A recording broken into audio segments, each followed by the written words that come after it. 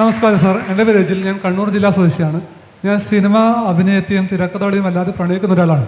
നമ്മൾ സാമൂഹിക ജീവിതത്തെ മാറുന്ന ദുരവസ്ഥകളെയൊക്കെ പണ്ട് കാലത്തെ സിനിമകളെ തുറന്നു കാട്ടിയിട്ടുണ്ട്. ഇപ്പം ഞാൻ പലപ്പോഴും ആലോചിക്കാറുണ്ട്, MT ചെയ്ത നിർമ്മാല്യം എന്ന സിനിമ ഇന്നത്തെ കാലത്ത് ഒരു സംവിധായകന് ചെയ്യാൻ പറ്റുമോ എന്ന് ചോദിച്ചു കഴിഞ്ഞാൽ പലപ്പോഴും വ്യക്തിസ്വാതന്ത്ര്യം ഇടപെടുന്നുണ്ട്, അത് ചെയ്യാൻ പറ്റില്ല എന്നാണ് എനിക്ക് തോന്നിയിട്ടുള്ളത്. അതേപോലെ നമ്മളെ മരിച്ചുപോയ ശ്രീനിവാസൻ നമ്മളെ പ്രിയപ്പെട്ട തിരക്കഥാകൃത്താണ്, എൻ്റെ നാട്ടിൻ്റെ അടുത്ത സ്വദേശി കൂടിയാണ്, പുത്തൂരം. അപ്പോൾ അദ്ദേഹം ചെയ്ത സന്ദേശം അതിന്നും കാലിക പ്രസക്തമാണ്. അതിലെ പല കാര്യങ്ങളും നമ്മുടെ ജീവിതത്തിൽ ഇന്നും കാണുന്നുണ്ട്. ഇപ്പം ഞാൻ ചോദിക്കുന്നത്, അങ്ങ് ഒരു തിരക്കഥാകൃത്ത് കൂടിയാണല്ലോ, അപ്പോൾ ഞാൻ തിരക്കഥയെ പ്രണയിക്കുന്ന ഒരാളായതുകൊണ്ടുകൂടിയാണ് ഈ ചോദ്യം ചോദിക്കുന്നത്. സിനിമ കാലത്തെ മാറ്റുകയാണോ അതോ കാലം സിനിമയെ മാറ്റുകയാണോ എന്നാണ് നിങ്ങൾക്ക് തോന്നിയിട്ടുള്ളത്? ഇപ്പോൾ തൽക്കാലം കാലം സിനിമയെ മാറ്റുകയാണ്.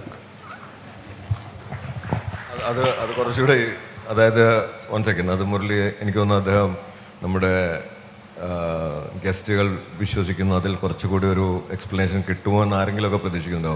കാലം എങ്ങനെയാണ് ഇന്നത്തെ ഈ കണ്ടംപററി സിനിമയെ മാറ്റിക്കൊണ്ടിരിക്കുന്നത്? നമ്മുടെ ഒരു ജനാധിപത്യ രാഷ്ട്രമാണെന്നാണ് സങ്കല്പം. പക്ഷേ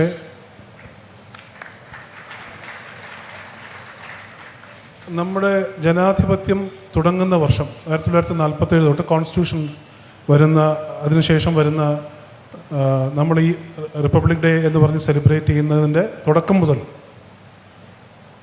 സിനിമയെ എക്കാലത്തെയും ഭരണകൂടങ്ങൾ സെൻസർഷിപ്പ് വെച്ച് അതിനെ എന്താ പറയേണ്ടത്, അതിൻ്റെ ശക്തി കുറയ്ക്കാനായിട്ട് അവർ ശ്രമിച്ചിട്ടുണ്ട്. അത് ഒരു അടുത്ത കാലത്തുള്ളൊരു പ്രക്രിയ മാത്രമല്ല, വളരെ കാലം മുമ്പ് മുതലേ അതുണ്ട്. ഇപ്പോൾ 1950s 1960s CBFCയുടെ അവരൊരു കാറ്റലോഗ് പോലും കീപ്പ് ചെയ്തിട്ടില്ല. ഏതൊക്കെ സിനിമയെ എന്തൊക്കെ കട്ട്സ് റെക്കമെൻഡ് ചെയ്തിട്ടുണ്ടെന്നുള്ളതിനെക്കുറിച്ചൊരു കാറ്റലോഗ് പോലും കീപ്പ് ചെയ്തിട്ടില്ല. മാറി വരുന്ന ഭരണകൂടങ്ങൾ അവർക്ക് സമ്മതമുള്ള സിനിമകൾ മാത്രം ജനങ്ങൾ കണ്ടാൽ മതി, അവർക്ക് ടാക്സ് എക്സംപ്ഷൻ കൊടുക്കുക, അവർക്ക് സകലവിധ സൗകര്യങ്ങളും ചെയ്തു കൊടുക്കുക എന്നുള്ള രീതിയാണ് ഇന്ത്യ ഫോളോ ചെയ്ത് വരുന്നത്.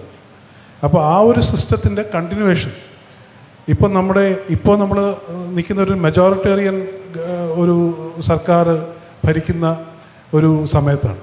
അപ്പോൾ നാച്ചുറലി സെൻസർ ബോർഡിനെ ഉപയോഗിച്ച് തടയാൻ പറ്റുന്നതിനെ മാക്സിമം തടയണം എന്നുള്ള ശാഠ്യം മറ്റു പല സർക്കാരിനേക്കാളും കുറച്ചുകൂടെ കൂടുതൽ ഇപ്പോഴുണ്ടെന്നുള്ളത് മാത്രമേ ഉള്ളൂ. സെൻസർഷിപ്പ് ഇന്നോ ഇന്നലെയോ തുടങ്ങിയതല്ല. സെൻസർഷിപ്പ് ഇന്ത്യയുടെ തുടക്കം മുതൽ തന്നെ ഉണ്ട്. സെഡിഷൻ എന്ന് പറയുന്ന ലോ ഉള്ളതുപോലെ തന്നെ സെൻസർഷിപ്പും ഇന്ത്യയിൽ സ്വാതന്ത്ര്യത്തിന് ശേഷമുള്ള എല്ലാ കാലങ്ങളിലും ഉണ്ടായിട്ടുണ്ട്.